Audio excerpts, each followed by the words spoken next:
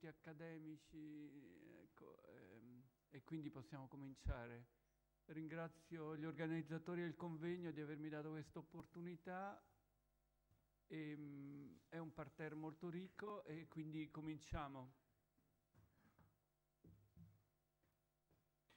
Mi dicono di dirvi non ci sarà un'interruzione, ma c'è il caffè di là e potete tutti accedere.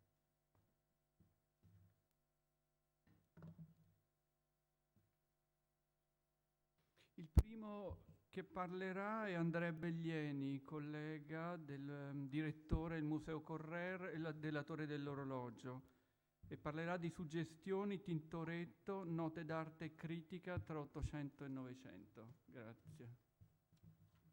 Diamo 20-25 minuti, mi dicono. Okay. Sai Giulio che quando dovesse approssimarsi la scadenza cominci a farmi segnali. Con dei pizzini. Ecco. E dice, ecco, magari... perfetto. Grazie. E allora io prendo la parola in questa seconda giornata di lavori con un argomento di straordinario interesse, ma anche di grande impegno. Cioè questo il tema, diciamo, Tintoretto quindi tutti quelli che si sono avvicinati in qualche forma all'arte straordinaria di Tintoretto e hanno con lui interagito. Voi capite che è un argomento vastissimo, naturalmente, anche pur riducendo il campo, diciamo, al solo 8 e 900, ma del resto è il periodo più fertile, diciamo, di questo confronto ravvicinato tra l'artista, così straordinario, così originale, inutile aggiungere aggettivi su Tintoretto, e spiriti eletti particolari, artisti, moltissimi scrittori, ma anche filosofi, oltre naturalmente ai veri e propri esegeti e storici dell'arte, che vabbè, questo è un campo un po' più scontato, no? Ma vedremo, altrettanto originale. Quindi voi capite bene che si tratta di un approccio, diciamo, al tema Tintoretto particolarissimo, forse anche direi un po' eccentrico rispetto all'impostazione generale di questo convegno, di queste giornate di studio veneziane, e mi trovo di fatto, è stata un po' una sorpresa, un po' l'unico a toccare ad assumere questo punto di vista, peraltro molto fertile, soprattutto negli studi recenti. Poi vedremo, ne faremo un rapido excursus proprio anche della, fortuna nella saggistica e negli studi.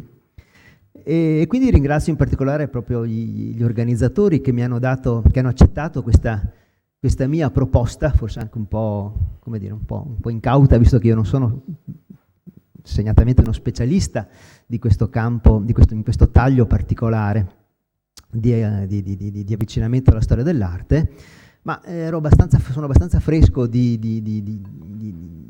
ricerca dello stesso angolatura per un altro autore che è Carpaccio, no? Si avvicina le celebrazioni, anche se non sono centenarie, no, dedicate a Carpaccio l'anno prossimo, per cui preparando un saggio proprio sulla fortuna 8-900esca di Carpaccio è stato inevitabile avvicinare molti degli stessi personaggi intellettuali, critici, filosofi, scrittori che avevano approcciato anche Tintoretto, per cui è stata per me una felice estensione di un qualcosa che avevo già sotto le mani. Allora, comincio subito, perché poi vorrei fare anche se ne avrò il tempo, anche qualche brevissima lettura, stralcio, no? Proprio per esemplificare il mio dire. Quali sono i nuclei del pensiero moderno su Tintoretto? Quali le forze di attrazione da lui esercitate e quali gli effetti? Voglio paragonare la pittura di Tintoretto ad una sostanza chimica particolarmente energica e reattiva, una sostanza che venendo a contatto con altre, quelle impersonate dagli infiniti e diversissimi spiriti, intellettuali e artisti soprattutto, che si recano a incontrare la sua arte, produce reazioni imprevedibili, anche violente. Ovviamente nella reazione non agiscono solo le due sostanze venute a contatto, conta il clima esterno, la temperatura, ossia lo stato della cultura, il momento storico, ovviamente. Roberto Longhi, nel suo Viatico per 5 secoli di pittura veneziana, è questo straordinario saggio che lui ha prodotto dopo proprio in occasione, dopo la visita alla mostra che nel 1946 era stata organizzata al Correr, approfittando delle tantissime opere d'arte venete, soprattutto ricoverate a Venezia durante gli anni della guerra e provenienti dal territorio veneto, soprattutto dalle province di Padova, di Treviso e di Vicenza. Ecco, quindi questa occasione per lui di appunto ripensamento su 5 secoli di pittura veneziana, allora lui afferma in maniera molto, come dire così, inaudita, che varrebbe la pena di spiegare perché mai Tintoretto sia stato rilanciato violentemente, proprio questo è il termine che lui usa, dal romantico Ruskin, con un seguito di straordinaria fortuna, soprattutto internazionale, che trapassa dall'Ottocento al Novecento. E lo prosegue. Ne vorrei tacere come io ritenga fermamente augurabile che nel caso del Tintoretto una prossima discesa di molti gradini nella scala dei valori. Credo anzi sia qui un debito urgente della nostra cultura, un compito certo di bonifica dalla retorica della possanza, della superbravura e anche dell'astuzia. È il tempo che la pretesa di Tintoretto di dipingere da solo a San Rocco, sventando ogni concorrenza, chilometri e chilometri quadrati di tela e figure senza numero, cessi dall'ispirar timore quasi reverenziale, che ove si trattasse di un fenomeno di staccanovismo, esso andrà considerato in altra sede come lamentevole riflesso economico nella storia della nostra pittura. Insomma, non so se peggio. Evidentemente c'era ancora in lui, come dire, la scoria, no? che ancora ribolliva della tradizione critica cinque-seicentesca, no? Anche dei contemporanei rispetto al far presto e al far tanto, e sommariamente, no? E non finire e non aver pazienza, no? che appunto ha circondato a lungo Tintoretto. Bisogna riconoscere come l'auspicio dell'illustre storico sia rimasto assolutamente sconfessato, perché anche dopo questa sua perorazione del 46 l'interesse e la suggestione, vorrei quasi dire l'attrazione fatale per Tintoretto, non sono certo diminuite, tutt'altro. Qui solo per raziocinio e comodità bisognerebbe forse distinguere tra gli interessati speculatori di Tintoretto otto-novecenteschi e contemporanei, considerando separatamente nelle rispettive discipline artisti, storici dell'arte, scrittori e filosofi. Qui posso solo a gran volo, no, nei 20 minuti del mio spazio, suggerire l'ampiezza, facendo necessariamente qualche nome obbligato e ineludibile sull'argomento, di tutta la potente suggestione esercitata nella pittura di Tintoretto in svariate direzioni, non certo solo strettamente artistiche, e ciò durante l'Ottocento, per giungere ad attraversare tutto il Novecento sino a noi. Suggestione ovviamente promanata da precisi luoghi veneziani, visitata in devoto pellegrinaggio da una vasta schiera cosmopolita internazionale di turisti e fra essi tantissimi intellettuali e artisti, con lo stimolo e l'ausilio di scritti che spesso avevano la funzione di vere e proprie guide a stampa, e naturalmente qua importantissimi durante tutta la seconda metà dell'Ottocento, quasi proprio pensati in forma di guida, gli testi di Ruskin, ma anche molto diffuso, soprattutto tra i francesi, il Voyage in Italie del 1866 di Hippolyte Taine, di cui poi ancora diremo due parole. Sono luoghi veneziani, ciascuno con opere icona, la scuola di San Rocco ovviamente, la Sistina di Tintoretto, le gallerie dell'Accademia con un polo d'attrazione strepitoso, quale il velero del Miracolo dello Schiavo, e poi naturalmente il Palazzo Ducale, soprattutto con le 4 allegorie dell'Anticollegio, e tra esse la preferita in assoluto da tutti, cioè le nozze di Bacco e Arianna, e poi paradiso di Tintoretto, naturalmente nel Maggior Consiglio. Ma poi altri due luoghi, due chiese, anche questi ineludibili, sono proprio mete ineludibili del pellegrinaggio tintorettiano, San Cassiano naturalmente, soprattutto con la crocifissione, poi la Madonna dell'Orto ovviamente, e anche qui con preferenza per l'adorazione del vitello d'oro e la presentazione della Vergine al Tempio. Ecco, tutti i luoghi veneziani, ai quali però per Tintoretto all'estero soltanto pochissime altri punti fermi così nella conoscenza degli artisti dell'Italia dell'Ottocento vanno aggiunti sostanzialmente il solo autoritratto, quello anziano del Louvre, e il San Giorgio e il Drago della National Gallery di Londra. Ecco, questi sono i punti di riferimento. È infortunato, e devo dire ormai frequentato campo di ricerca questo della fortuna di Tintoretto, termine di tendersi appunto ad ampio spettro, campo fertile soprattutto sul versante letterario. Analisi che in anni relativamente recenti hanno prodotto interessantissimi frutti. E qui è doveroso citare innanzitutto, proprio anche perché è uno dei primi, il lavoro antologico che spazia dai contemporanei all'artista, quindi Aretino Vasari, per passare alle esegeti seicenteschi, Ridolfi e Boschini, ma soprattutto per giungere agli esegeti dell'Ottocento e ai contemporanei fino veramente quasi ai giorni nostri, e mi riferisco al lavoro di Anna Laura Lepsky, che è uscito in inglese, Tintoretto Absurd, nel 1983, e che poi è stato ripreso e aggiornato dall'autrice ed è diventato in italiano nel 98 Davanti a Tintoretto, una storia del gesto attraverso i secoli. In questo volume vengono analizzate dall'autrice le relazioni tra la pittura di Tintoretto e i primi appunto commentatori fino agli artisti contemporanei che interagirono con lui, futuristi addirittura, e soprattutto vedremo i filosofi dell'esistenzialismo in decenni più vicini. Si diceva dell'opportunità di considerare campi disciplinari separatamente. A rigori dovremmo comprendervi, e certo prima degli altri, gli artisti e gli storici dell'arte, ma qui veramente si aprirebbe un vasto universo. Qui, solo per non poter ignorare, aprirò due spiragli proprio velocissimi, poi invece scopriremo con qualche notazione in più, un po' più ampia, come i campi più ricchi per noi stimolanti siano non a caso forniti da letterati e filosofi.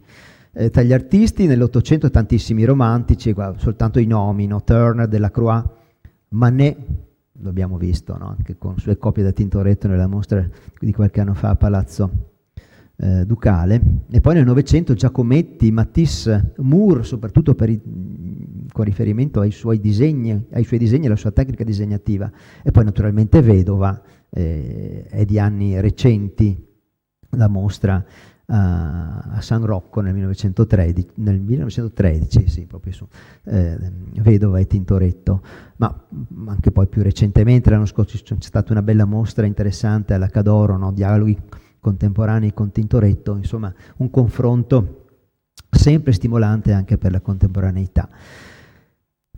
Passando velocissimamente agli critici e agli storici dell'arte, tra i più intensamente indagati autori non poteva essere diversamente, c'è naturalmente Ruskin, colui che giungendo, di cui si celebra quest'anno, no, il bicentenario della nascita, ce lo ricordiamo, la scuola di San Rocco l'ha segnata in maniera particolare. Colui che giungendo a Venezia per la prima volta nel 1845 scrive al padre: non mi sono mai sentito completamente così annientato di fronte a una mente umana come oggi davanti a Tintoretto. No?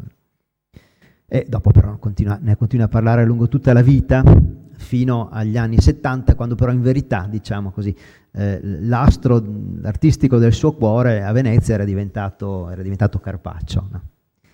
Tantissimi contributi naturalmente su Tintoretto e Ruskin, fino all'ultimo recentissimo è stato ampiamente sottolineato anche ieri, ampio e completo lavoro ontologico di Emma Sdegno, recentissimo, quindi un'accademica di Ca' Foscari, che ci ha dato questa grande specialità di Ruskin, peraltro, che ci aveva già dato dei lavori, Tintoretto secondo Ruskin, ontologia veneziana, che è di Marsilio, che della collana Studi e Ricerche della Scuola Grande di San Rocco. Ecco, l'esistenza di questi lavori mi esimono di proseguire sul tema e nello specifico, e ad essi senz'altro vi rimando. Altri altri storici dell'arte, che naturalmente tantissimi durante l'Ottocento, un francese influente, il caporedattore della Gazette des Beaux-Arts, Charles Blanc, e poi una voce un po' fuori dal coro, il Burkhard, che si esprime su Tintoretto anche lui sotto l'influsso delle appunto scorie storiografiche dei secoli precedenti, e si chiede: ma è stato lui il poeta che aveva diritto di intraprendere simili grandi innovazioni? Accanto a tante qualità di primo piano vi è in lui anche una certa rozzezza, una sensibilità barbara. Persino la sua moralità artistica è mal sicura e spesso lo vediamo perdersi nella più spudorata superficialità. Gli manca quella suprema legge che l'artista, specie se intende affrontare problemi nuovi e difficili, necessariamente deve porre a se stesso. Le sue enormi imprese, che calcolate in metri quadri contengono forse 10 volte la produzione della vita quasi centenaria di Tiziano, fanno sorgere il sospetto che esse siano state accaparrate mediante l'offerta di minimo prezzo e compiute in massima parte come improvvisazioni. Ancora nuovamente la solita fila di osservazioni negative. Su Cavalcaselle, naturalmente primo storico dell'arte positivista, molto è stato detto, però anche lui è un po' con un po' di scorie precedenti, un po' più innovativo sicuramente il Berenson, che fa questo interessante parallelismo, no, tra Tintoretto e il Tolstoi, facendo soprattutto riferimento alla crocifissione di San Rocco. E poi tutte le monografie fondamentali moderne, nel Novecento, uno già Henry Tode, interessantissimo tedesco, che, come dire così, accosta il Rinascimento italiano e il romanticismo tedesco, no? Quindi la triade italiana Leonardo, Raffaello, Michelangelo, con la triade romantica tedesca Goethe, Beethoven e Wagner, e Tintoretto dice in persona nel Rinascimento italiano cristiano, quanto invece personifica Wagner per quanto riguarda la riforma tedesca. Poi il Mayer nel 23, la Pittaluga nel 25, il Coletti nel 40, il von Berken nel 42, interessantissima la sua lettura, no, dell'arte, soprattutto veneta, non soltanto di Carpaccio, non soltanto di Tintoretto ma anche di Carpaccio e di altri artisti fino al moderno, la dimensionalità e le campiture di colore, il Tiezza nel 48 e poi naturalmente Pallucchini, naturalmente, che comincia nel 50 con un lavoro fondamentale che è un po' base per l'attuale importante dibattito, soprattutto centrato sulla giovinezza di Tintoretto, quindi sui primi anni della formazione, quindi proprio la giovinezza di Tintoretto nel 50, e poi i lavori importantissimi e le monografie assieme a Paola Rossi. Non sorvolo sull'attuale situazione della critica, perché ne avremo saggio naturalmente in questo stesso convegno con coloro che ne sono tuttora i protagonisti. Ricordo solo, questo è doveroso, direi, i lavori di Melania e Mazzucco, perché sono naturalmente connessi alla storia dell'arte, ma in un certo senso anche alla ricerca storiografica più generale, e molto preziosi si sono rivelati proprio per i passaggi critici, storico-critici più recenti su Tintoretto. Ma poi passiamo al campo, più interessante degli scrittori. Gli scrittori sono veramente tantissimi, soprattutto francesi, di anglo-americani, e qui veramente la lista è veramente lunga. E vi rimando al lavoro della Lepsky per averne un quadro. Théophile Gautier, Charles Dickens, Eliot, Maurice Barr, André Suaré, Léon Daudet, Hauptmann, Théodore Fontaine, Oscar, ma anche così magari incidentalmente Oscar Wilde, Proust, tutti che citano, trattano o utilizzano in qualche modo Tintoretto. Un bellissimo quadro, molto riassuntivo e completo, lo avreste nel saggio di Rosella Mamoli Zorzi, Tintoretto e gli anglo-americani, che è del 96, sempre una studiosa cafoscarina, negli annuali di Ca' Foscari infatti è apparso, e a lei recentissimo, come voi tutti sapete, è dovuta l'antologia tintorettiana, no?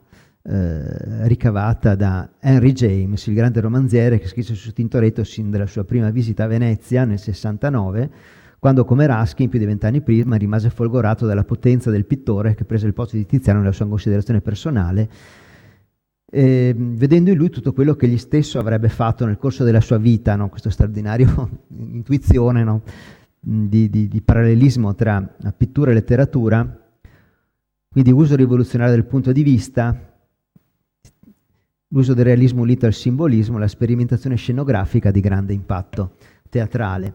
E qui ancora una volta il testimone degli studi appunto e degli interessi sviluppati in campo internazionale è stato preso appunto da una studiosa veneziana. Qui vi rimando il testo recentissimo appunto di Rosella Mamoli Zorzi. E anche in questo caso sarebbe interessante leggere qualche cosina da James, non so se ho il tempo, cosa dite? No, so. Sì, qualcosina? Grazie, Giulio, troppo buono. La prima cosa che ci colpisce è quando cerchi di raccogliere le idee dopo che sei stato a Palazzo Ducale, scrive James, è l'Accademia, e che hai visto non tanto dei quadri quanto dei pittori, guidato da Ruskin soprattutto. Lui confessa. Tintoretto, il più grande fra loro, costringe la mente nello spettatore a una risposta di qualche tipo, a una reazione.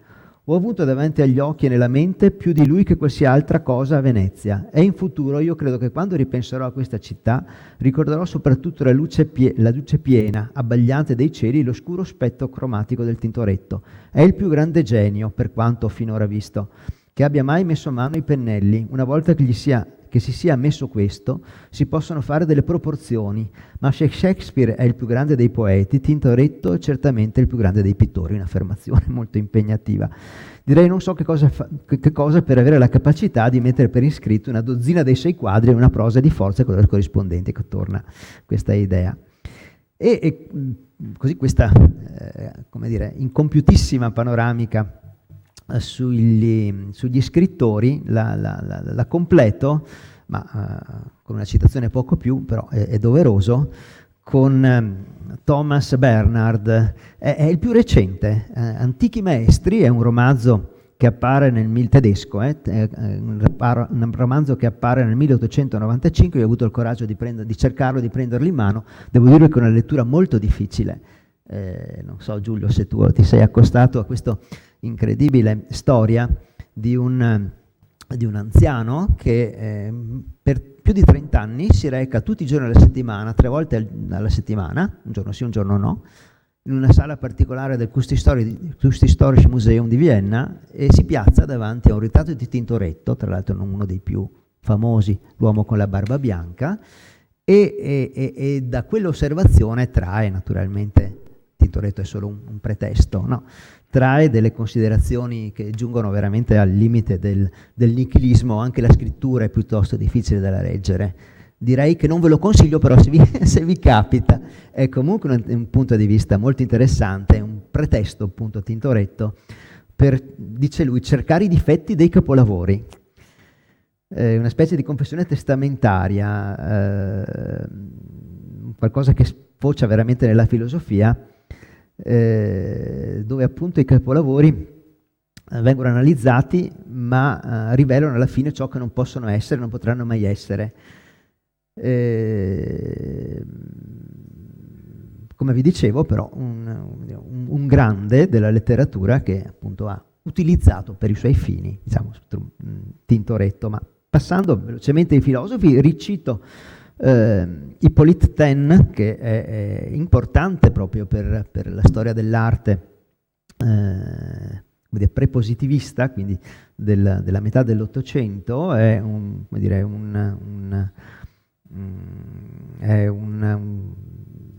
filosofo che si accosta alla storia dell'arte, dice D'Annunzio, un po' criticandolo, come farebbe uno studioso di storia naturale, no? Per lui la storia dell'arte è un fatto di evoluzione, no? Una visione molto, molto deterministica. L'opera d'arte è determinata da un insieme che è lo stato generale dello spirito e dei costumi, quindi legata strettamente a un momento.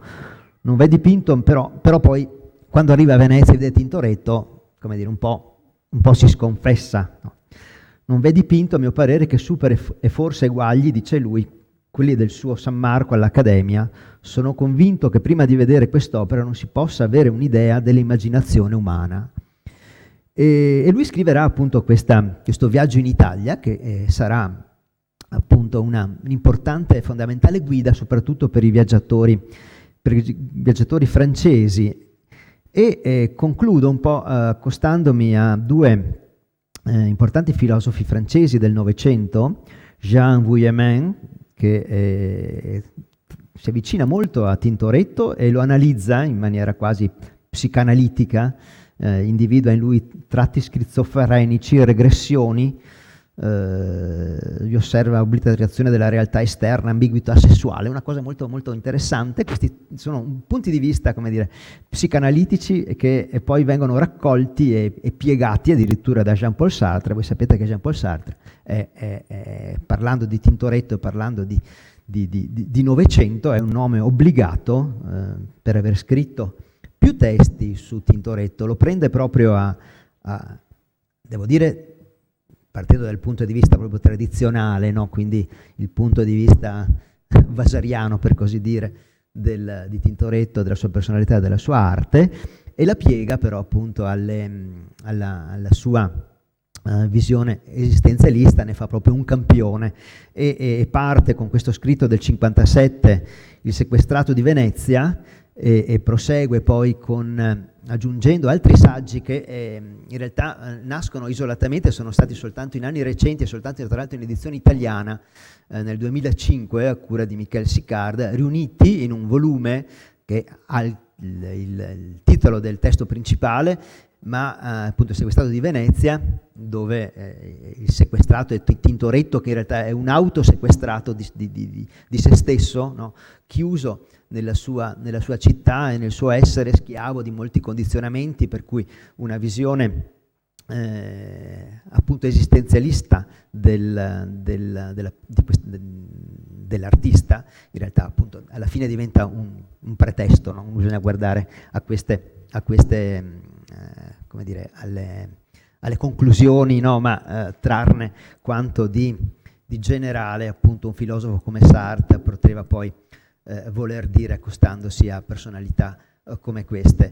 Io avevo intenzione di proseguire brevissimamente, se posso. No, niente, volevo solo citare, come dire, lo cito soltanto, fare un riferimento a un autore che anche Giulio Manieri conosce sicuramente, perché è stato in un certo senso uno dei suoi predecessori alle Gallerie dell'Accademia. Volevo fare riferimento ad Angelo Conti, che è stato a Venezia 2 anni solo, ha lavorato alle Gallerie dell'Accademia al riordino assieme a Cantalamessa nel 1894-95, ed è stato in questo momento molto fervido per lui, molto vicino ad Annunzio e al circolo veneziano, e che scrive questo trattato dell'oblio, dal titolo La Beata Riva, che è molto esemplificativo delle sue teorie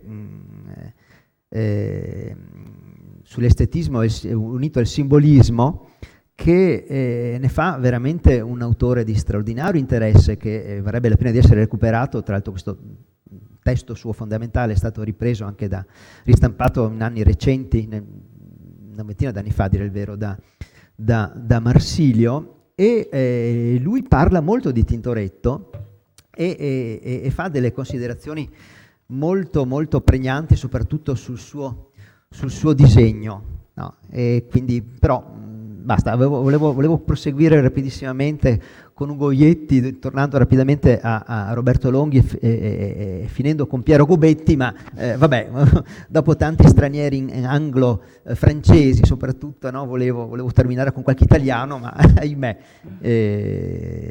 lo troverete questa piccola mia prosecuzione nelle intenzioni di oggi negli atti. Grazie.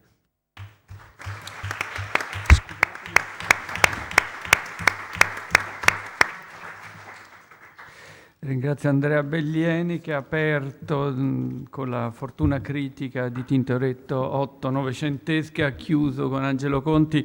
Scusate se sembro un po' severo sui tempi. E adesso diamo la parola a Esther Brunet, docente della Facoltà di Teologia del Triveneto, Mater Dolorosa, Maria Addolorata nei dipinti di Tintoretto.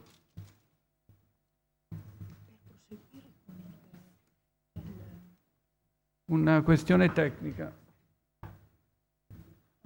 Forse lì lei deve stare. Sì, è meglio se vado lì, forse. Posso fare da qui? Posso fare da qui?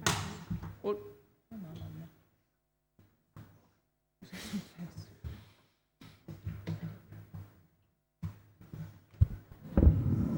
Bene, buongiorno a tutti.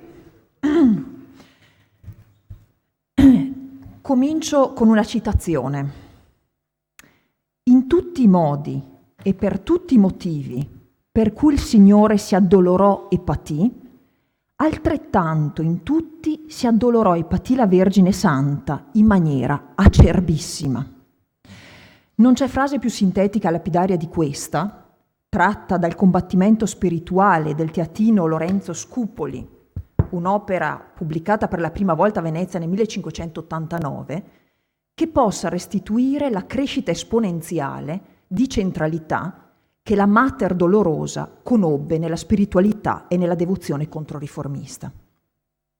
Scopo di questo mio contributo è mostrare come, a partire da alcune intuizioni della letteratura specialmente spirituale, omiletica e devozionale, il dolore di Maria diventi particolarmente significativo in alcune opere di Jacopo Tintoretto e come queste, a loro volta, non si limitino a riflettere quanto proviene dalla letteratura, ma lo rielabori in forme originali e lo rilanci, condizionandolo a sua volta, in una dinamica di circolarità virtuosa.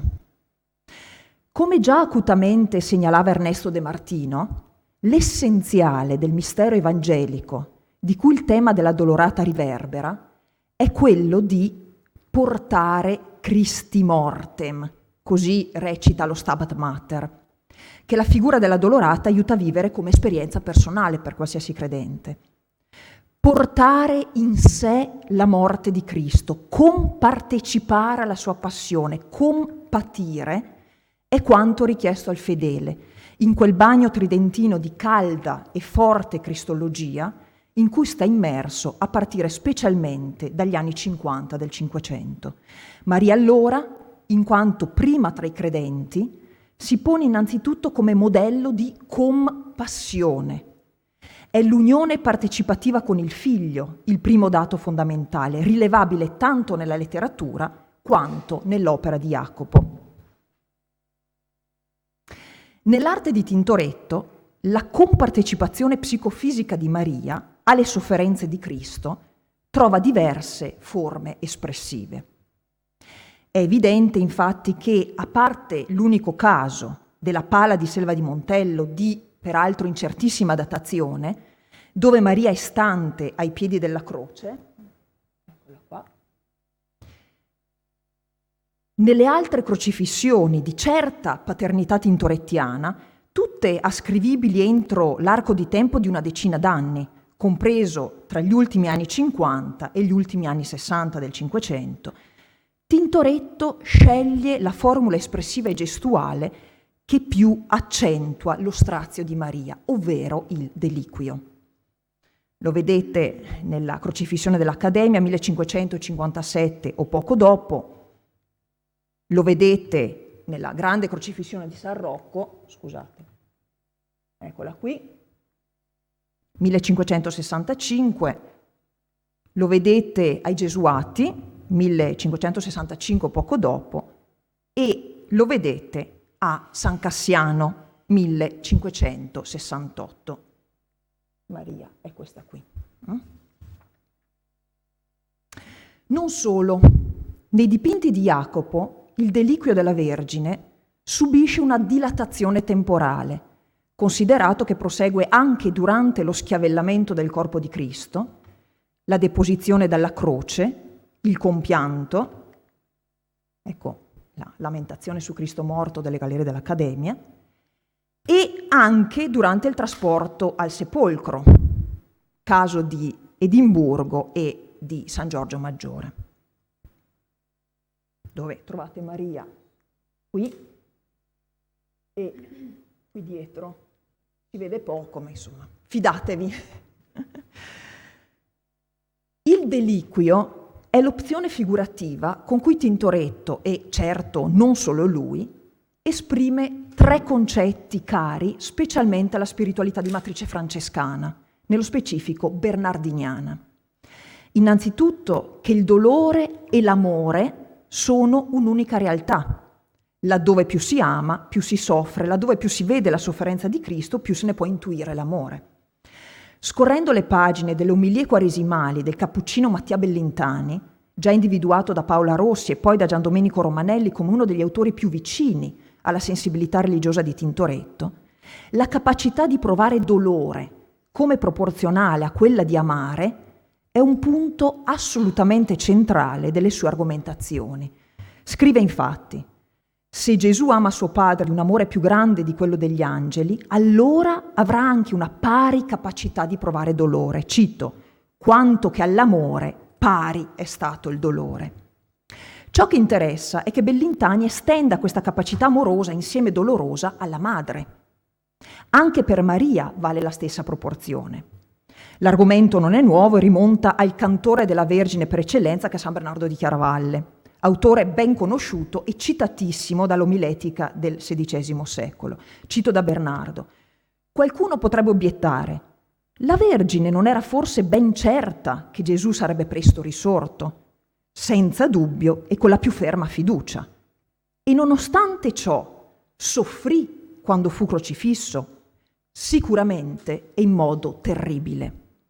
Quindi il collasso di Maria sotto la croce non è dovuto a una fede vacillante, non mette cioè in dubbio la sua prescienza della resurrezione, ma è anzi sublime espressione della sua carità. Il secondo punto, in stretta dipendenza dal primo, è che il dolore di Maria è di tipo imitativo, da intendersi nel senso di conformazione radicale al mistero pasquale del Figlio. Il tema è straordinariamente ricorrente nell'omiletica e nella letteratura religiosa del tempo. Nell'Umanità di Cristo, riedita a Venezia nel 1551-52, Pietro Aretino dedica più passaggi alla specularità che intercorre tra i gesti di Gesù e quelli di Maria. Leggiamo ad esempio che ai chiodi conficcati nelle mani del figlio la Vergine corrisponde, distendendo le braccia, cito, quasi con la medesima pena, tanto che il francescano Antonio de Guevara, nel primo libro del Monte Calvario, chiama Maria, citando il De Planctu Virginis di Bernardo, la trafitta signora. Ancora, dopo aver inchiodati i piedi, cito sempre da Aretino, Maria, allargatasi tutta, faceva i movimenti di una persona crocifissa e così via, fino addirittura a sentire in bocca il sapore, dice Aretino, come di assenzio, quando al figlio viene offerta la spugna imbevuta di acqua e aceto. Il terzo punto è che esiste una reciprocità dell'amore tra madre e figlio, del dolore, scusate, tra madre e figlio. Per De Guevara si può dire tanto che Maria è la madre del martire, quanto che Gesù è il figlio della martirizzata, la chiama così. Bellintani parla di una vera e propria, dice, cito proprio la definizione di Bellintani, comunicazione dei dolori, una sorta di periconesi della passione, per la quale, essendo Cristo nella madre e la madre in lui, il loro dolore continuamente trapassa l'uno dall'altro, perché soffrono nel vedere l'altro soffrire, con il risultato di ampliare le loro pene in maniera parossistica. La passione di Gesù si consuma nella compassione di Maria e viceversa, quali entrambi, dice Bellintani, sacrifici graditi al Padre. Ai momenti della deposizione del compianto, l'arte religiosa, a partire dall'ultimo quarto del XV secolo, riserva l'acme del dolore di Maria. Basti pensare ai drammatici compianti di Guido Mazzoni, qui viene portato un esempio. Sono anche le circostanze in cui, in maniera più evidente, si manifesta il legame psicofisico tra Maria e Gesù. Cito per tutte la celebre parla di Roger van den Weyden, Oggi al Prado, dove la curva del corpo e la postura delle braccia del figlio deposto vengono replicate nel corpo della madre che sviene tra altre 8 persone. Da parte sua, Tintoretto utilizza la deposizione e la lamentazione come scena in cui, in modo ancor più pregnante rispetto alla tradizione figurativa che lo precede, la specularità, ma soprattutto la reciprocità dinamica tra la passione del figlio e quella della madre prendono forma. Mi riferisco nello specifico all'intensa pala per la chiesa gesuitica di Santa Maria dell'Umiltà, per la quale Tintoretto inventa una fortunata formula compositiva che avrà successo presso epigoni e seguaci. Qui vi porto semplicemente 3 esempi, potevo portarne anche altri, una versione di bottega più tarda, la prima in alto a sinistra, quella adesso conservata a Colonia, la variante di anonimo autore della Cerchia di Tintoretto, oggi in collezione privata, e poi la versione di un seguace che sta a Nancy. Si tratta di una sorta di doppia pietà speculare, in cui Gesù, pur poggiando sul grembo della madre, non è da lei sorretto, perché la Vergine, sostenuta a sua volta da una delle Marie, è essa stessa riversa all'indietro, nel senso opposto a quello del figlio, in modo che i corpi di entrambi risultino di traverso sull'asse verticale. Qui davvero è rinvenibile quella comunicazione espressa da Bellintani, che avviene nel momento in cui due corpi, che si incrociano nella parte inferiore, sancendo una coappartenenza reciproca, al tempo stesso, vedete, si rispecchiano, in modo che il riguardante comprenda l'intensità e la radicalità con cui Maria vive l'esperienza della croce. Aretino distingue molto nettamente due tipi di manifestazione del dolore di Maria sul Golgota. Se prima della morte di Gesù è descritta come una sofferenza fortemente patetica, gestuale, attiva, fatta di pianti, di sospiri, anche di discorsi, un cambio netto avviene alle parole "tutto è compiuto", pronunciate da Gesù in croce pochi istanti prima di morire. Qui pare compiersi, dice Aretino, ovvero terminare, anche la vita di Maria.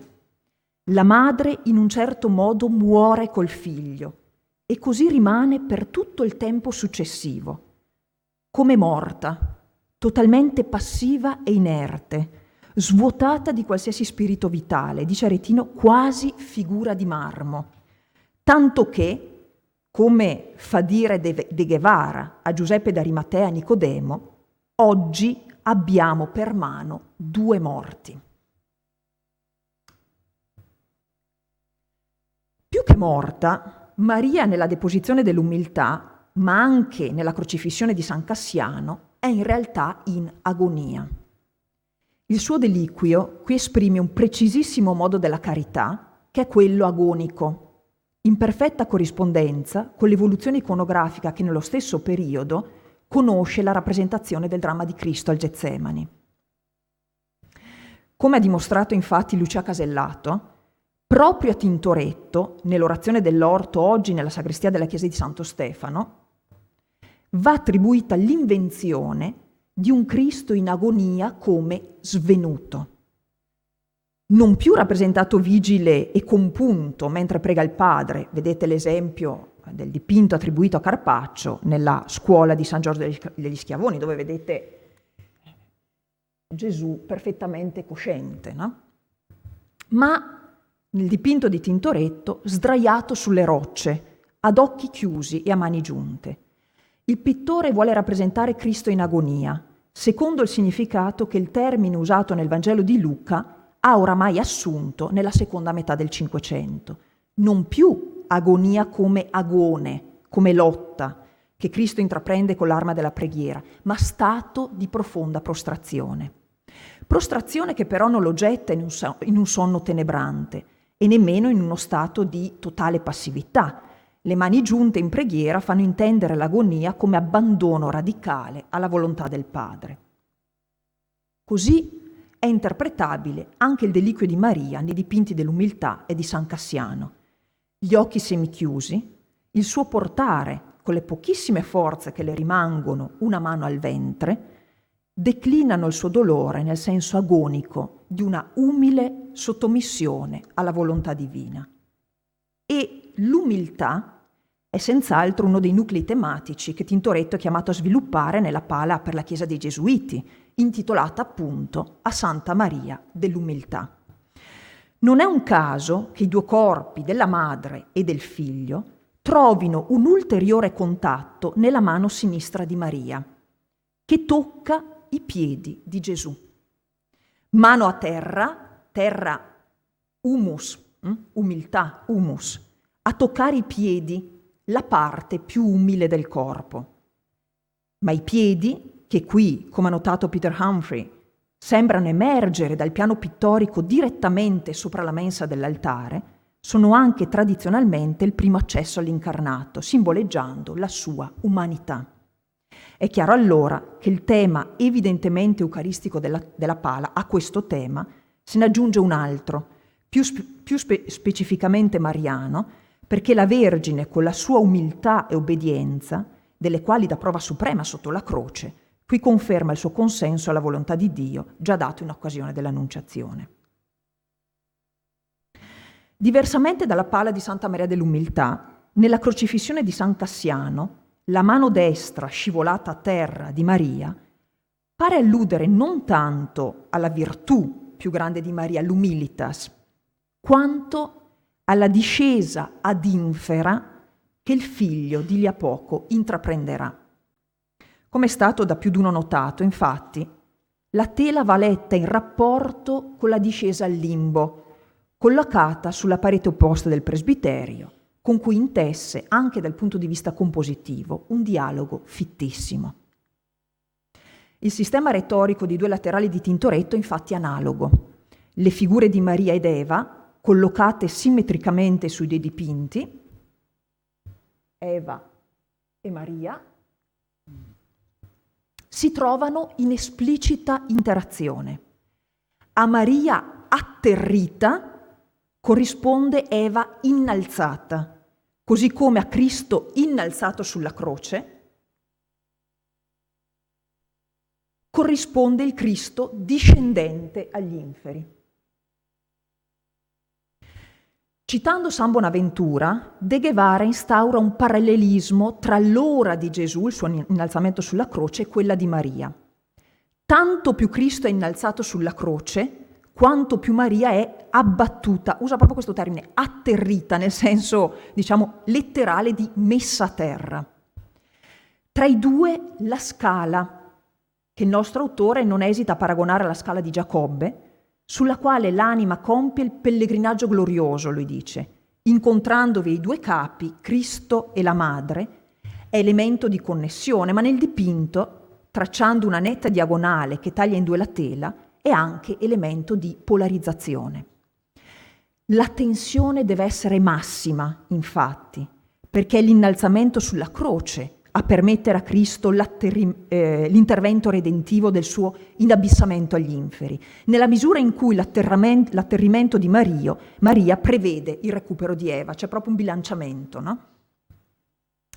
Redenzione significa infatti riscatto, pagamento del prezzo adeguato per il recupero di qualcosa che non si possiede più. I dipinti, letti in abbinata, mostrano che il prezzo della redenzione è pagato dal crocifisso, ma anche dal dolore della madre sotto la croce. Qui Tintoretto, e con lui i confratelli della Scuola del Santissimo Sacramento, cioè i suoi committenti, osano straordinariamente dal punto di vista teologico. Non solo perché pongono il dolore della Vergine come contro quanto necessario al suo fiat, ma soprattutto perché lo presentano a tutti gli effetti come corredentivo, toccando questioni sul ruolo di Maria nel piano di salvezza che dividono i cattolici non solo dai protestanti, ma anche dalle chiese d'Oriente. Ma c'è di più. La partecipazione alla passione di Maria non è solo corredentiva, ma è anche generativa.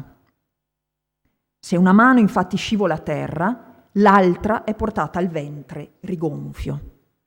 Dobbiamo agli studi su Tintoretto e Veronese di Augusto Gentili l'avrà messo in evidenza l'interpretazione che l'arte veneziana della seconda metà del Cinquecento dà della sofferenza di Maria come delle doglie del parto, che questa volta si consuma nel dolore, al contrario del primo parto avvenuto senza alcuna doglia e nella gioia, lo dice anche il Catechismo Tridentino.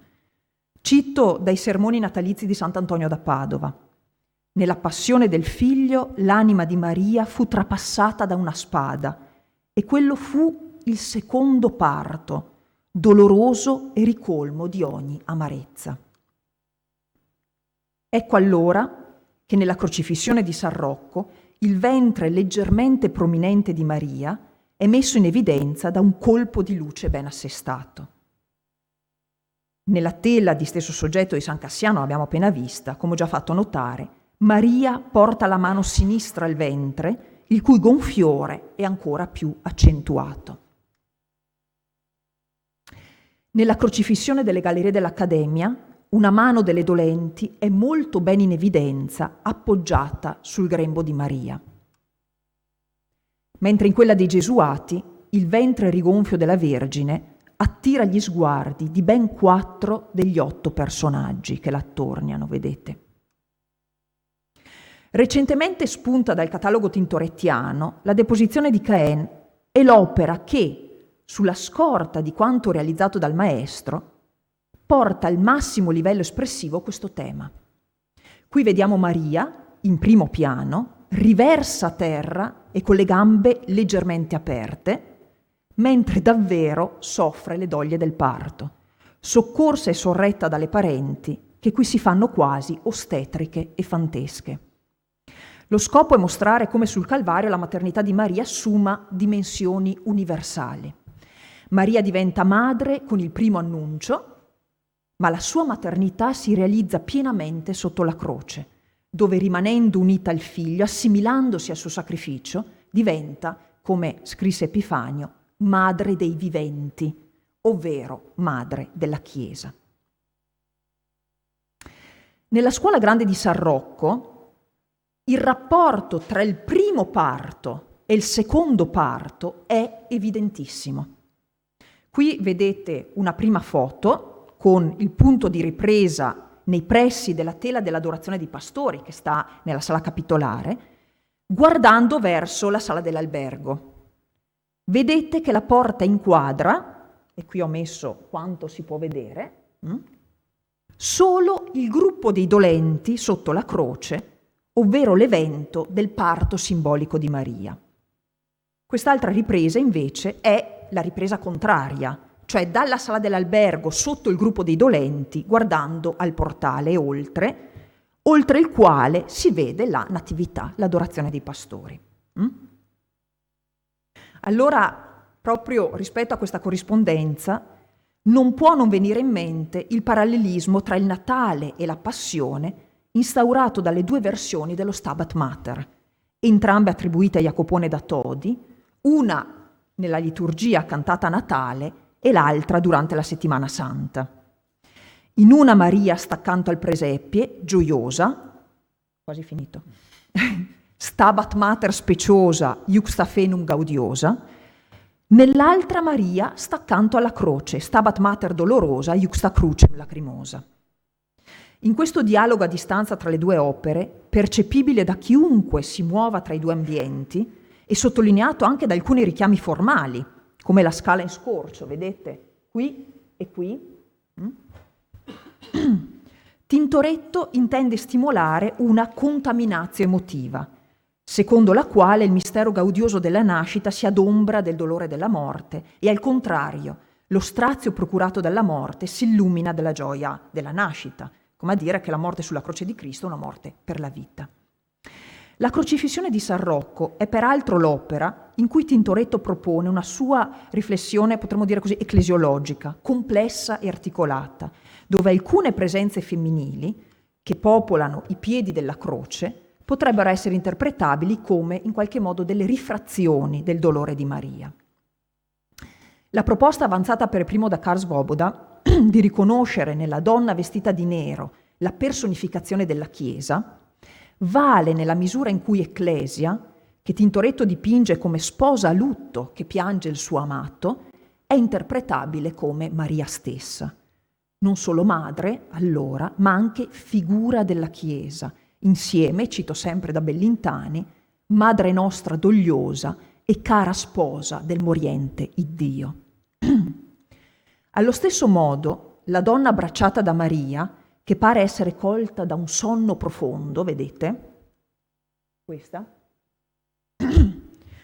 Con i piedi sovrapposti come quelli del crocifisso, secondo una affascinante lettura di Valentina Sapienza, potrebbe essere interpretabile, sulla scorta della teologia visionaria di Guillaume Postel, come il secondo Messia di sesso femminile, che avrebbe inaugurato l'ultima era della storia cristiana, ovvero quella della Concordia universale, ma ve lo può spiegare meglio Valentina. Va detto però che all'osservatore non troppo istruito, ignaro del sistema di pensiero postelliano, la dolente addormentata sul seno di Maria evoca immediatamente il sonno dell'apostolo Giovanni, accostato al petto del maestro durante l'ultima cena, con tutta la serie di significati che tale iconografia avoca a sé.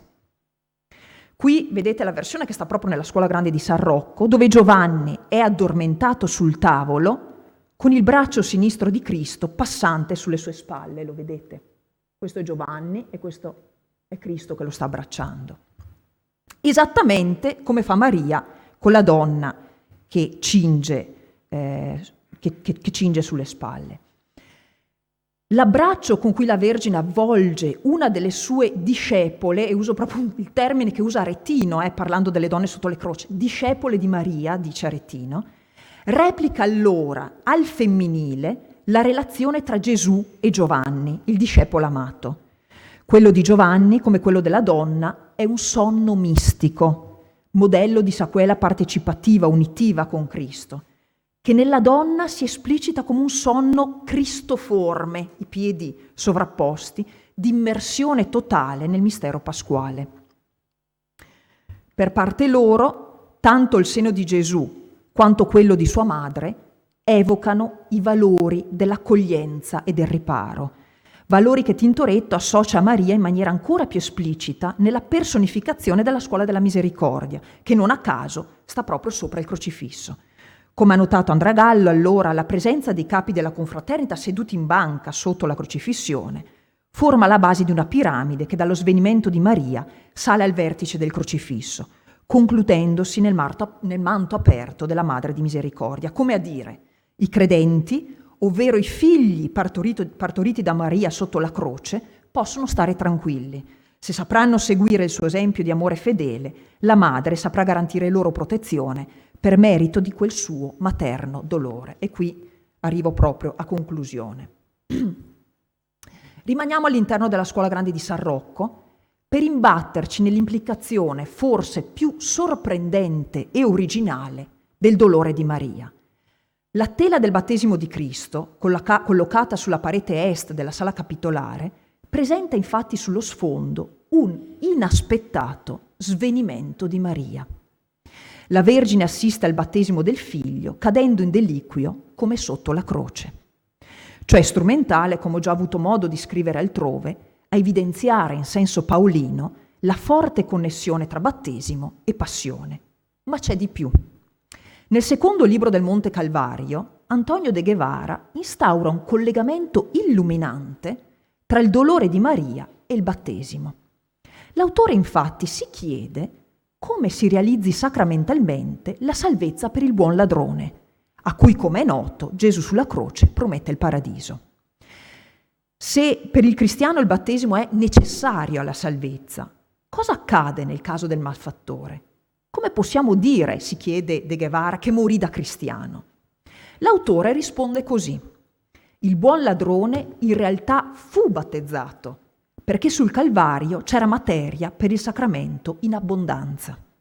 E invita il lettore a immaginare, proprio sotto la croce, la presenza addirittura di 3 pile battesimali, una riempita dell'acqua del costato di Cristo, un'altra piena del suo sangue prezioso e un'altra ricolma delle lacrime di Maria. Ora, secondo la dottrina sacramentale cattolica, la scaturigine dei sacramenti è il sangue misto ad acqua fuoriuscito dalla ferita del costato di Gesù, non certo le lacrime di Maria. Eppure, e De Guevara insiste, lo cito, che peccati posso io avere ereditati o che malvagità commesse che le lagrime della madre non me le lavino e che il sangue del figliuolo non me le purghi. Allora capite che l'eradicazione del peccato originale garantita dal battesimo avviene mediante il sangue di Gesù, ma anche mediante le lacrime di Maria.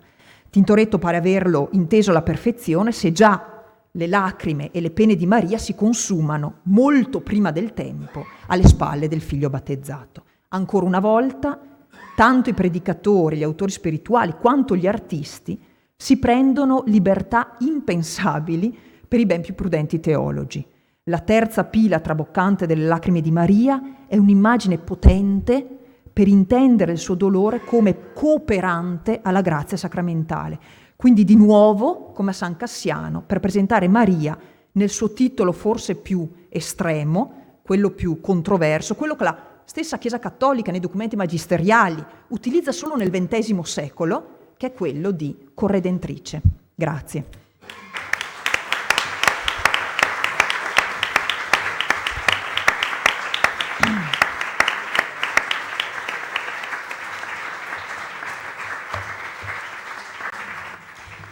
Ringraziamo Ester Brunetta di questo densissimo esposizione di tema così caro a Tintoretto, che tra l'altro ci toccherà a noi cambiare un titolo, una didascalia di un dipinto alle Gallerie dell'Accademia, che adesso è Lamentazione sul corpo di Cristo. Avevamo sempre chiamato la Deposizione, è uno dei dipinti più cari a me, perché poi l'abbiamo restaurato con Giovanna Nepiscire.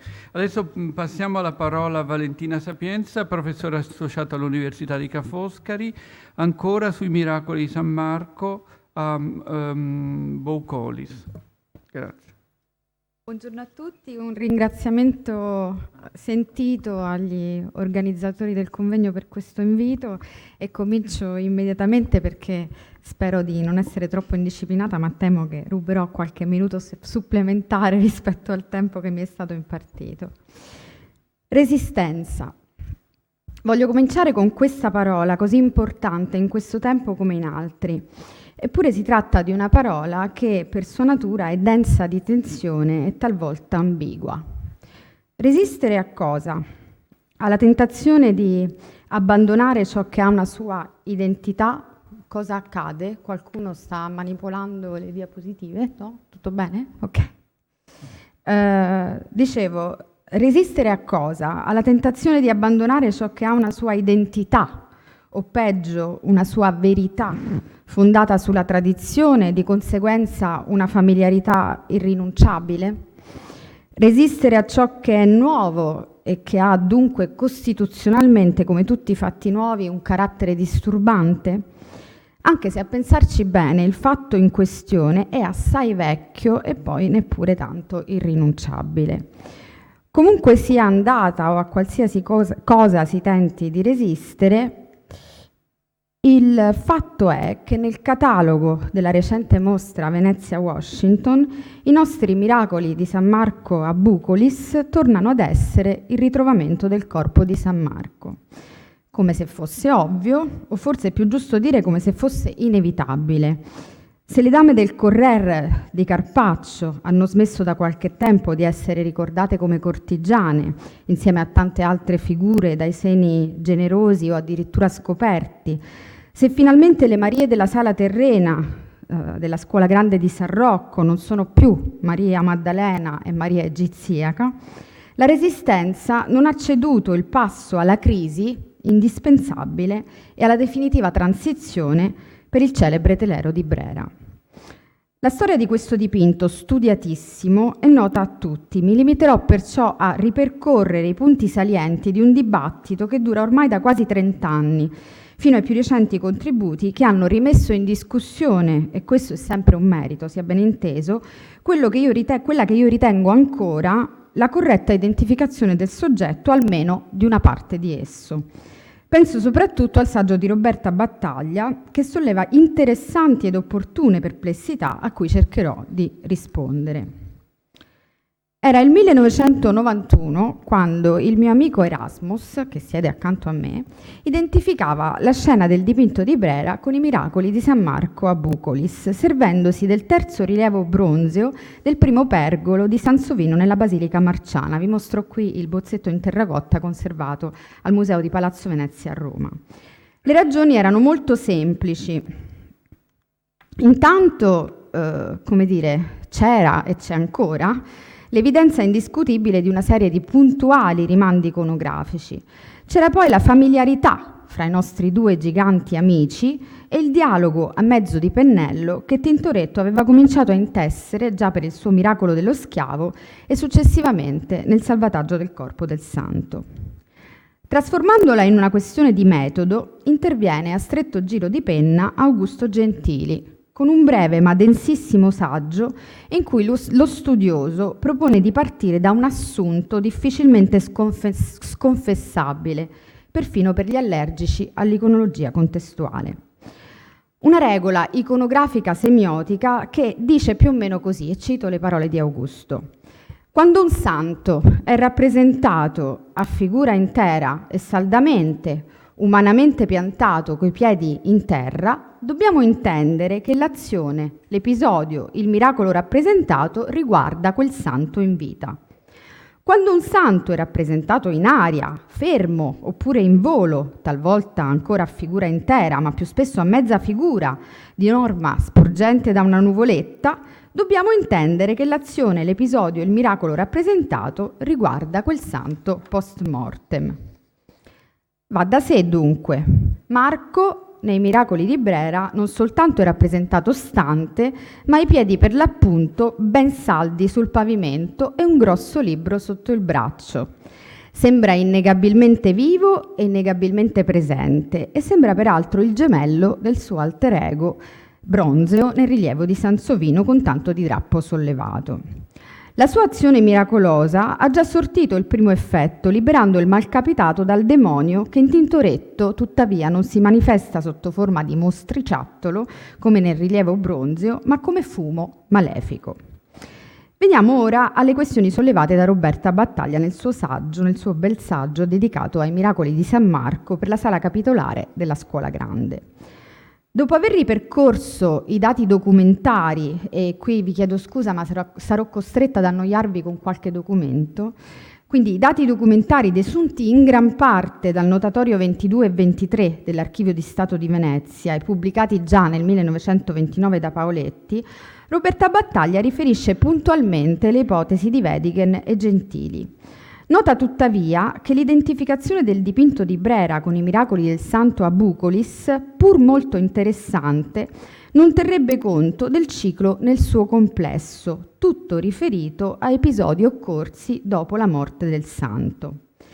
Se la prima tela è infatti l'Apparizio, affidata dal guardiangrando Vettore Garbignan a Schiavone nel 1561, di cui si conserva solo un bel disegno alla veneziana presso le Royal Collection londinesi, se alla misteriosa scena di Brera seguono il trafugamento del corpo di San Marco da Alessandria d'Egitto e il salvataggio del Saraceno, se anche gli episodi della cappella, successivamente realizzati da Domenico Tintoretto, riguardano scene postume, sarebbe totalmente incoerente immaginare che altrimenti possa essere per il ritrovamento del corpo di San Marco. La studiosa ipotizza perciò che il quadro di Brera possa riferirsi, cito, ai miracoli occorsi tra i fedeli prima che il corpo del santo venisse riposto nell'altar maggiore della Basilica Marciana, come narra, precisa la studiosa del resto Giovanni Stringa, nella vita di San Marco Evangelista Protettore, pubblicata tuttavia nel 1610. Secondo Battaglia, doveva esserci fin dall'inizio un programma abbozzato almeno a grandi linee dai confratelli e dai provveditori sopra la fabbrica, per cui l'intero ciclo della sala capitolare, distinguendosi così da quello della sala dell'albergo, avrebbe trattato esclusivamente scene occorse dopo la morte del santo. Ammetto che le osservazioni della studiosa presentano il vantaggio innegabile di risolvere un dilemma che tuttavia era stato già affrontato e sciolto in altro modo da Augusto Gentili. L'ipotesi di Roberta Battaglia lascia poi aperta almeno due questioni altrettanto ingombranti. Intanto la famosa regola iconografico-semiotica enunciata così chiaramente da Augusto Gentili, perché non pare affatto convincente l'idea che la figura intera del San Marco nel dipinto di Brera possa essere una sorta di clin d'œil a quella di un dipinto dello Schiavone, che peraltro neppure conosciamo nella sua versione definitiva, forse finito perfettamente dallo stesso Tintoretto. Se questa tela rifletteva il disegno di Windsor, cosa di cui non voglio dubitare per principio, il San Marco di Schiavone era sì a figura intera, ma fluttuava nell'aria. Rispettava dunque a tutti gli effetti i codici della rappresentazione. Non possiamo poi ignorare il rapporto con il rilievo di Sansovino, che sempre in questa fase della decorazione pittorica della sala capitolare torna prepotente nella resa, ad esempio, della miracolosa tempesta del trafugamento del corpo di San Marco, in cui quasi goffamente, ma qui bisognerebbe vedere poi in che condizioni effettivamente si trovava il dipinto, visto che già Paoletti afferma che purtroppo non molto oggi rimane d'originale. Ebbene, in questo caso Tintoretto imita i tratti obliqui e quasi incisi per simulare il tumulto della tempesta scatenatasi al momento opportuno. L'altra importante questione riguarda invece l'ipotesi della studiosa circa l'idea che vi fosse fin dalle origini un programma completo per la decorazione della sala capitolare, per cui dunque un simile slittamento nella temporalità, di cui peraltro Tintoretto ha dato ampia prova in altri contesti, non sarebbe ammissibile. I documenti già noti, cui aggiungerò solo un paio di piccole novità, non raccontano proprio questa storia. Un programma almeno parziale in effetti c'era, ma non credo proprio che sia stato concordato con i vertici della scuola, semmai sottoposto dal finanziatore dell'impresa e accettato piuttosto passivamente da chi aveva preferito una decorazione a costo zero piuttosto che la possibilità di convenire collettivamente soggetti e proposte. Come si sa, il 21 giugno 1562 Tommaso Rangone, ottiene che gli sia dato libertà di poter far dipingere a tutte sue spese i 3 quadri con i miracoli del nostro Santissimo Protettor San Marco. Rimaneva salvo solo lo spazio appresso la cappella, in cui avrebbe trovato collocazione, almeno così si sperava, la già menzionata Apparizio di Schiavone, sollecitata proprio pochi mesi addietro, il 31 dicembre 1561, perché non ancora consegnata. Oltre ai miracoli del santo titolare, Rangone aveva previsto di affidare a Tintoretto l'esecuzione di altri soggetti destinati a decorare la porzione di muro posta tra le finestre della sala sulla parete di fronte. Si trattava di raffigurare per la precisione i 7 vizi capitali e le 7 virtù, non quelle cardinali e teologali, come spesso si legge, ma le virtù resistente, ovvero contrarie a predetti 7 peccati, puntualmente elencate nel documento, cioè l'umiltà, la mansuetudine, l'amicizia, la sollecitudine, la largità, l'astinenza e la castità. Ci sarebbe stato poi un San Marco trionfante in cielo nell'8° quadrangolo dell'Aizanco del lato sinistro. I temi scelti non possono non rimandare, non possono non richiamare alla mente, almeno per assonanza, un altro importante ciclo con cui Tintoretto si confronterà di lì a pochi anni. Mi riferisco naturalmente al soffitto dell'albergo della Scuola Grande di San Rocco. Il documento si conclude infine con una precisazione. A Rangone viene concesso anche di poter far dipingere altro secondo il bisogno e convenevole religiosa corrispondenza, nonostante alcuna parte in contraria. Una frase, quest'ultima, che potrebbe sembrare quasi una formula di circostanza, se non fosse per quanto si legge immediatamente a seguire. Lo stesso giorno Tommaso Rangone si aggiudica la nomina a provveditore sopra la fabbrica, con ben 129 voti favorevoli e soltanto 20 voti contrari, contro Mario D'Armano, alla cui elezione il capitolo si oppone in maniera fermissima. Solo 23 voti favorevoli e 122 contrari. Insomma, per garantirsi massima libertà d'azione, il guardiangrando non soltanto vuole sia precisato che non verrà consentita opposizione alcuna alle sue scelte, nonostante alcuna parte in contrario, purché guidate da convenevole e religiosa corrispondenza. Riesce ad aggiudicarsi l'unica carica che avrebbe potuto contrastare il suo potere decisionale, cioè quella di provveditore sopra la fabbrica. È noto inoltre che il programma variò e come, e mi pare si possa affermare in ogni caso che non riguardasse l'intera sala capitolare, come si deduce almeno da un'altra notizia documentaria nota. Il 28 dicembre 1585 Tintoretto si impegna con il guardiangrando Piero Verucci per realizzare i quadri e la pala d'altare per la cappella, in cambio dell'ammissione in scuola di Marco Augusta, suo genero, di suo figlio Giovan Battista, di Bartolomeo di Lazzaro Sartor e di Angelo Girardi. Non avendo ancora consegnato le tele promesse, il 14 dicembre 1586 il pittore viene richiamato al rispetto dei patti dal nuovo guardiangrando in carica Luca di Zuanna Alvise e dai sindaci, che come si sa esercitano una funzione di controllo. Difficile, risponde Iacomo, tener fede a un impegno che non sia stato altrimenti precisato, giacché mai gli è stata data la invenzione dei detti quadri. E non è che i confratelli abbiano lì pronta una soluzione rapida, come se avessero per l'appunto a disposizione un programma convenuto con largo anticipo. Si vedono al contrario costretti, per poter dare completa esecuzione alla sopradetta deliberazione, cioè quella del 28 dicembre dell'85, ad eleggere 2 onorevoli fratelli intendenti in qualità di consiglieri, affinché possano deliberare su quanto sarebbe parso loro utile per portare a compimento l'impresa decorativa. La decisione passa all'unanimità e alla conta delle ballotte risultano vincitori della carica Camillo Ziliol e Ironimo Comin. Veniamo finalmente al nostro dipinto. C'è un altro fatto cui temo bisognerà rassegnarsi. Questi dipinti non raccontano soltanto la storia di San Marco, c'è un'altra storia e non soltanto un altro volto, un'altra figura che si insinua prepotentemente nei teleri, reclamando la vedette secondo un meccanismo che va ben oltre la tradizionale comparsata tipica dei confratelli donatori. L'altro protagonista dei miracoli di San Marco per la sala capitolare dell'omonima Scuola Grande è naturalmente il finanziatore dell'impresa, guardiangrando e provveditore sopra la fabbrica, Tommaso Rangone. Perché non soltanto questo ciclo è concepito assecondando un principio di imitatio San Marco-Rangone, già evidenziato da Anne Cornelou in un bell'articolo apparso su Studiolo nel 2003.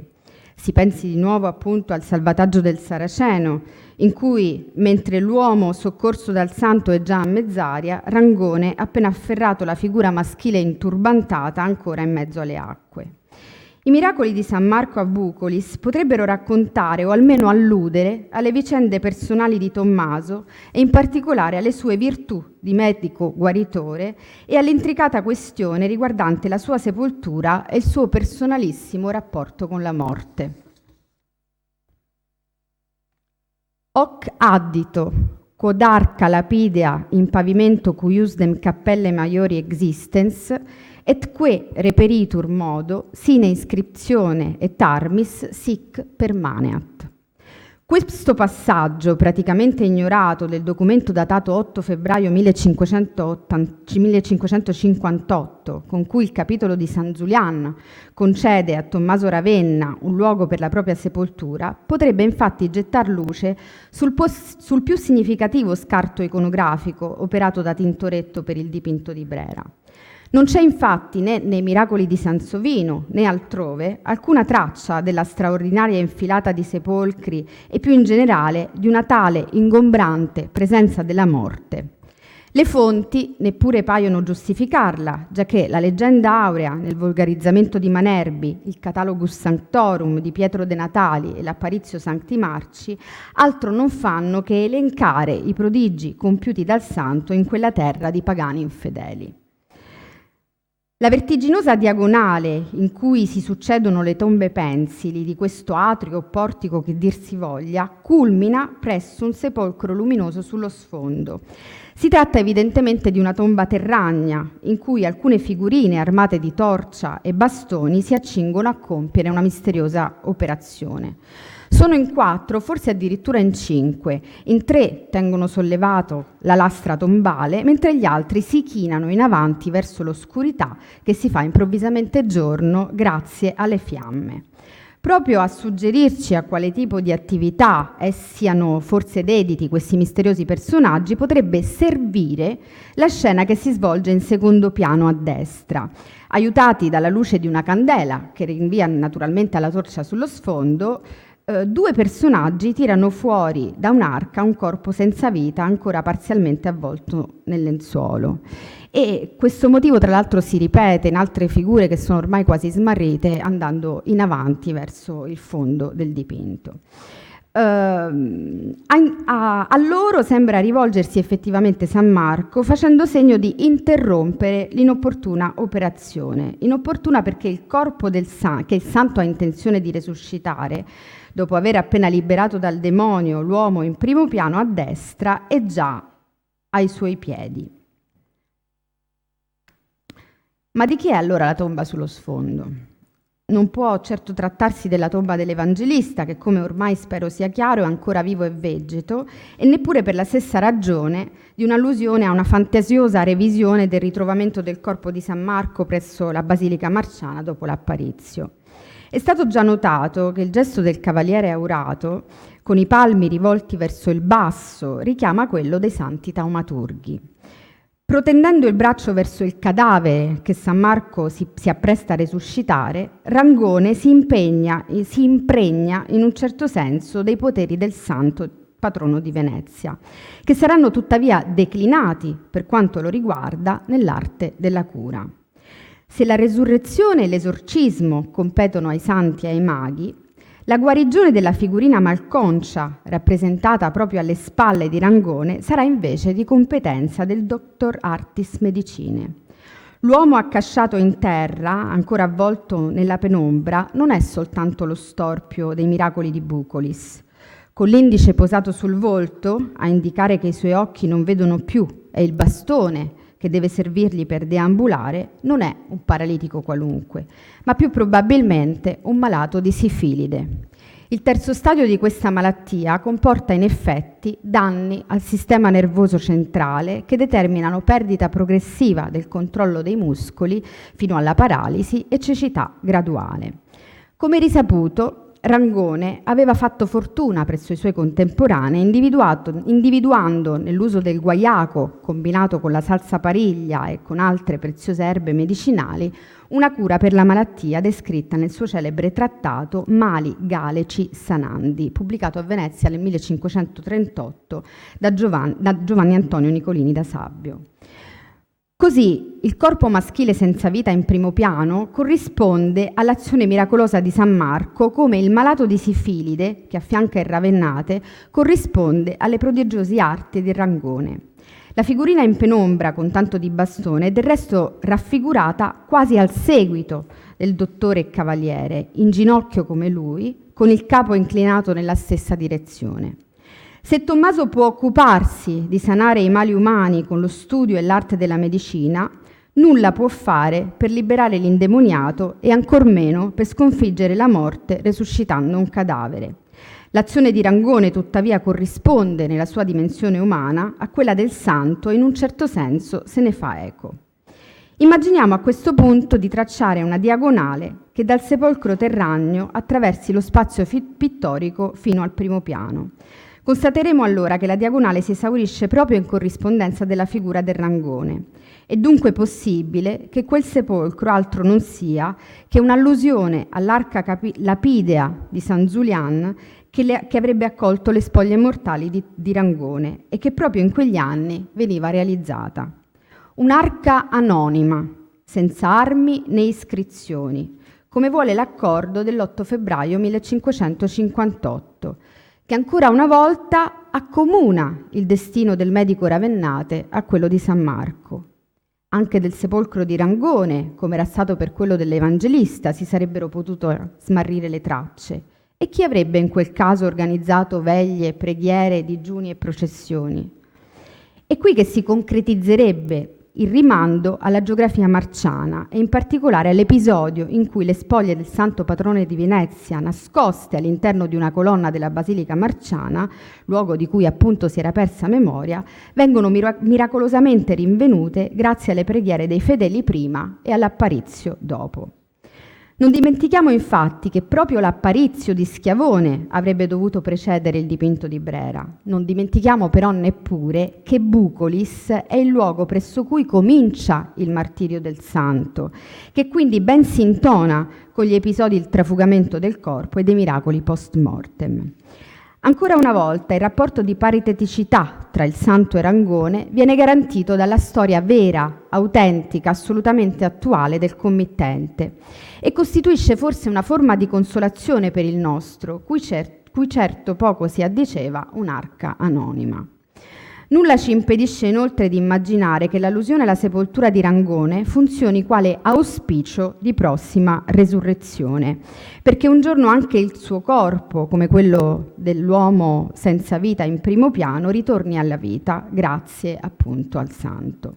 La lunga serie di sepolcri a muro che il pittore utilizza per costruire l'ambientazione della scena rimanda senza dubbio all'onnipresenza della morte, inevitabile conclusione della vita umana da cui Rangone era letteralmente ossessionato.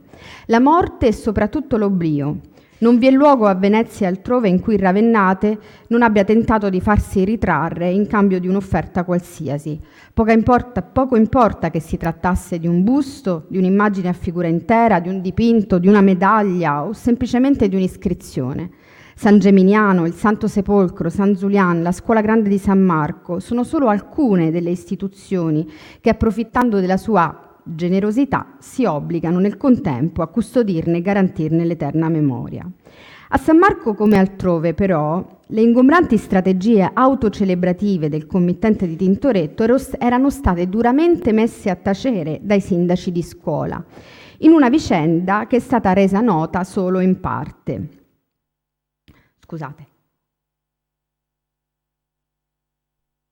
A pochi mesi dall'offerta di Rangone di far dipingere il ciclope la sala dell'albergo a tutte sue spese, in una parte, per la sala del capitolo, scusate, a tutte sue spese, in una parte datata 22 settembre 1562, Tommaso, ancora guardiangrando, descrive le terribili condizioni finanziarie della scuola.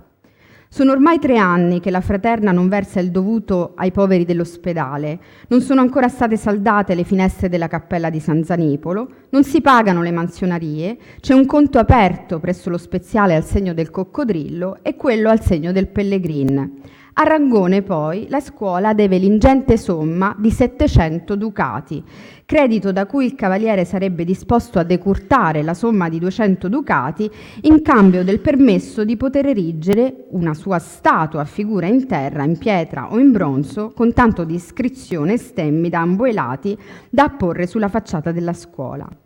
Per sua magnanimità, Tommaso si dice anche disposto a finanziare gli studi di 2 figli di confratelli della scuola, presso il suo collegio patavino, offrendo loro vitto, alloggio e tutte le comodità di cui godono gli altri scolari. Tale impegno sarebbe stato rinnovato con altri 2 studenti e così di seguito per il tempo di un settenario in totale. L'allettante offerta crea tuttavia un imbarazzo evidente in capitolo, tanto che passa per il rotto della cuffia, 31 voti favorevoli e 24 contrari. Ma c'è di più. A fianco della parte riportata nel notatorio si legge a chiare lettere Nulada, il 29 gennaio 1563, è un More Veneto. Furono i sindaci in carica all'occorrenza a intromettersi nella vicenda perché, come dicono chiaramente le parti, quella decisione era stata presa contro le lezie della nostra scuola. Quando Tommaso Summa, Baldassarre Fiume e Francesco da Riva, i sindaci per l'appunto, avevano cercato di convocare il capitolo generale per far cassare quell'inopportuna decisione, Rangone aveva ritenuto opportuno sequestrare i registri delle parti e i libri delle scuole affinché la delibera non potesse essere annotata. I 3 si erano visti costretti a rivolgersi niente di meno che al Consiglio dei 10. Ma non bastò neppure questo. quando il povero scrivano Zuane Bianco si era recato a casa del medico Ravennate per trasmettergli l'ordine del Consiglio dei 10 di restituire tutti i libri, Rangone non esitò a rispondergli di farsi i fatti suoi. C'è proprio scritto a farli i fatti toi. Il sindaco Francesco D'Ariva si era trovato anche lui davanti al guardian grande in gran collera ed era stato letteralmente buttato fuori di casa. Trascorsi 2 giorni e dopo aver consultato il suo notaio di fiducia, Vittore Maffei, Rangone si era reso conto che non c'era modo di opporsi all'annullamento della parte e così si presenta in capitolo generale il 30 gennaio e si dichiara disposto a cassare volontariamente la decisione del 25 settembre come se quella parte non fosse mai né stata sottoposta né tantomeno presa. La vendetta del Ravennate non tarda naturalmente ad arrivare. Da quel momento in poi i rapporti fra Rangone e la scuola si logorano irrimediabilmente, culminando nelle già note vicende che implicheranno la restituzione dei dipinti ormai dismessi nel 1573, ma che Rangone, come sappiamo, rifiutò di prendersi in carico. Le tele furono poi trasferite nella bottega di Tintoretto, che avrebbe dovuto in qualche modo risarcire la scuola sopprimendo la figura di Rangone, e ciò però, come ben sappiamo, non accadde mai.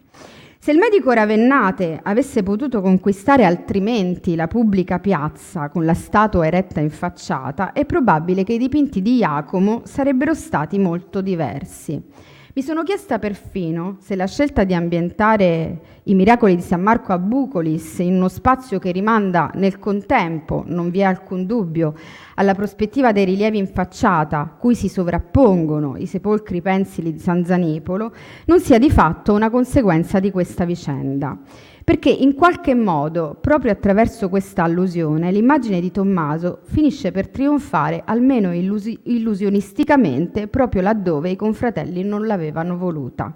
Intendiamoci, non rigetto assolutamente le interessanti proposte di Gianmario Guidarelli circa i modelli architettonici su cui probabilmente Jacomo medita per proporre a Ravennate la sua invenzione, che dal Serlio vanno a Scarpagnino, ancora a Michele da San Micheli. Ma Campo San Zanipolo, come ha ampiamente dimostrato anche Martin Geier, era un luogo di sepoltura. E allora, che adesso non si faccia allusione se c'è la vertiginosa prospettiva dei rilievi della facciata della scuola, se ci sono i sepolcri a muro della Basilica Domenicana e se c'era perfino un cimitero in campo, proprio come nella tela di Jacomo, a me pare totalmente impossibile. Vi ringrazio molto per l'attenzione.